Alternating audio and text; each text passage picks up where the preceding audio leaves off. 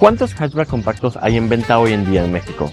¿Se te ocurre uno, dos, tres? Sí, solamente hay 3 hatchback compactos hoy en día. Tenemos el Seat León, tenemos el Mazda 3 y tenemos el Kia K4 en su variante hatchback. Pero hace unos 15 años este segmento era muy aspiracional. Todo el mundo quería un Golf, todo el mundo quería un Focus y hoy en día la oferta es cada vez más escasa y hay un culpable acerca de esto y su nombre es Estados Unidos. Un hatchback era esta mezcla perfecta entre un auto que se manejaba bien, era compacto, pero aún así era muy práctico. Podías abatir los asientos y meter grandes objetos en la cajuela, facilitándole la vida a muchas personas.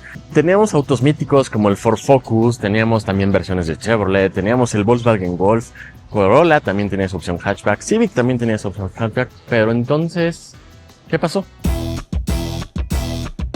Pero para entender por qué los hatchbacks se dejaron de vender tanto, hay que entender lo que sucedió en el mercado de nuestros vecinos del norte, sí, Estados Unidos, porque Estados Unidos muchas veces tiene la culpa de todo y también tiene la culpa de que los hatchbacks se empezaran a vender cada vez menos, y también los sedanes, pero esa es historia para otro día.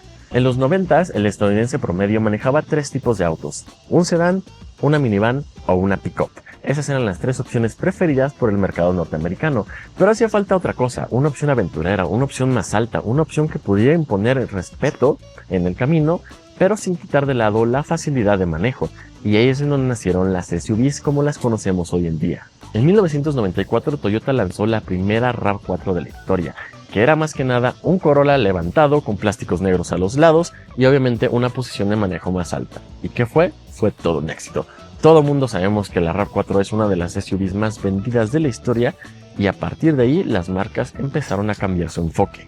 Y es que ahí las marcas se dieron cuenta que podían agarrar la plataforma de un auto compacto, subirla a unos 15 centímetros, agregarle plástico negro alrededor de las ruedas y vender el mismo auto por $8,000 más. Y es que en Estados Unidos el auto siempre ha sido un símbolo de identidad y mientras la RAV4 decía soy activo, soy libre, tengo estilo, me gusta la aventura, un hatchback simplemente decía soy práctico y lamentablemente ser práctico no vende.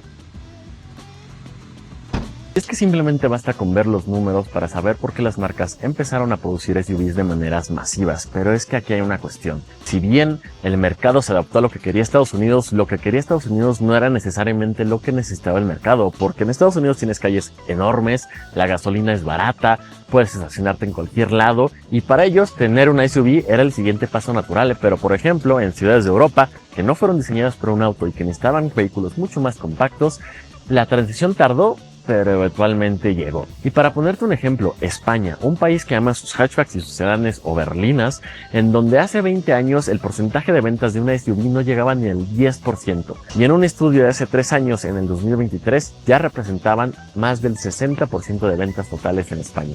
Y es que si lo ves desde el punto de vista de un empresario, qué genial es que tengas la misma plataforma, puedas usar la misma fábrica, puedas gastar casi la misma cantidad de dinero en el auto y aún así ganar 150,000 pesos más por cada unidad que vendas.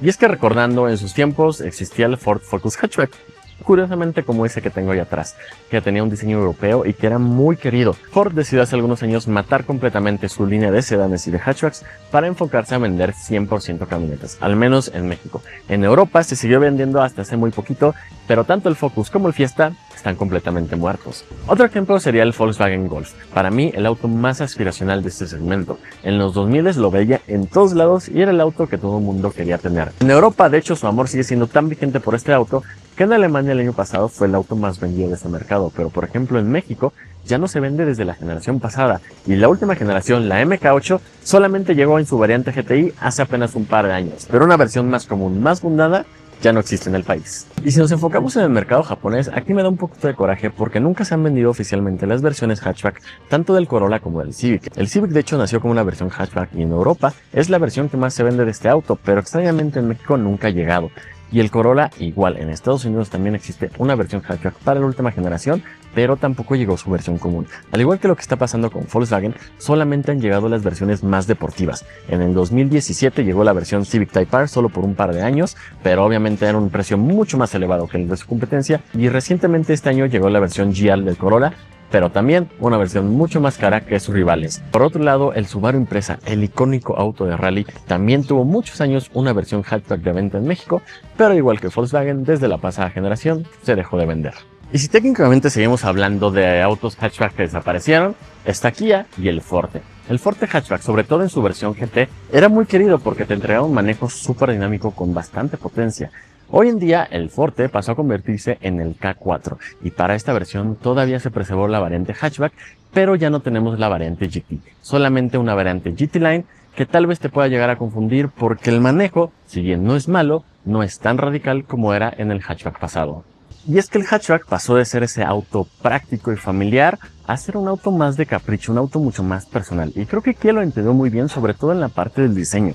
Tenemos un diseño muy agresivo y atractivo que a muchos les va a gustar y muchos lo van a odiar, pero sin duda hace que la gente te voltee a ver. Y algo muy interesante de este auto en específico es que solo se produce en la planta de pesquería en Nuevo León y se exporta a más de 45 países diferentes, incluso los que manejan con el volante del lado derecho. Este auto se exporta globalmente de Kia México para el mundo y eso también nos da a entender que el hatchback no está 100% muerto.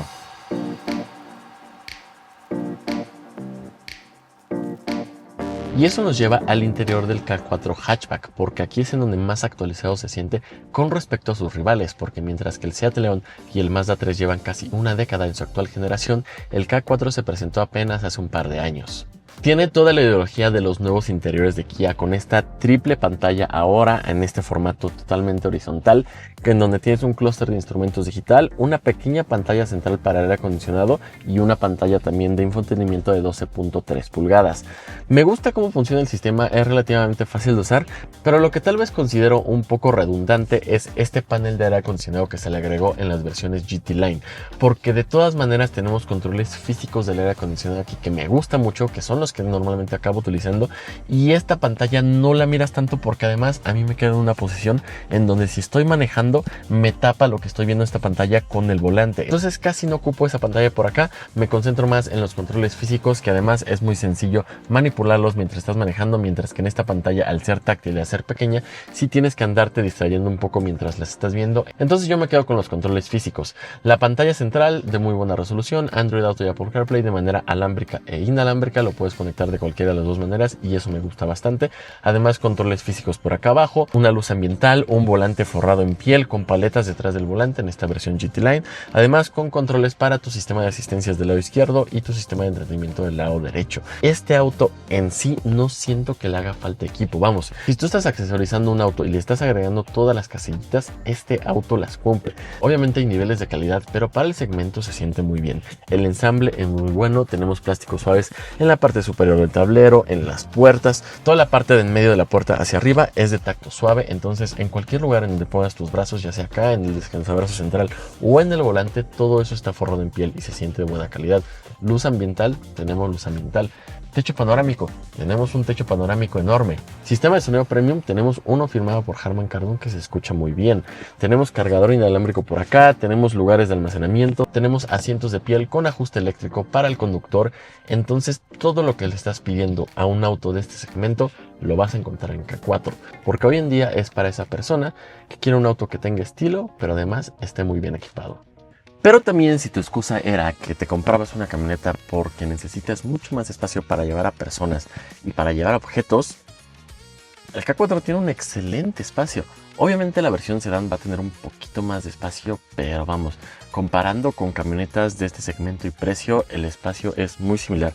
Incluso ahorita que estoy sentado en el asiento del medio, tengo buen espacio para piernas, y si voy aquí en uno de los asientos del costado, el espacio es perfecto. Tengo muy buen espacio para piernas, muy buen espacio para pies, puedo ir un poquito más inclinado, tengo por acá un descansabrazos y también tenemos salidas de aire acondicionado y un par de puertos USB para la parte trasera. Entonces, por espacio yo no tengo quejas. Y es que una de las ventajas cuando compras un auto hatchback es que tienes mucho más espacio a lo alto. Sí, la cajuela del sedán es más amplia que la del K4 hatchbacks, pero en este caso sigo teniendo suficiente espacio para meter varias maletas de mano y además, si lo necesito, puedo tomar los asientos desde acá atrás, obteniendo una superficie mucho más grande que ningún sedán va a tener.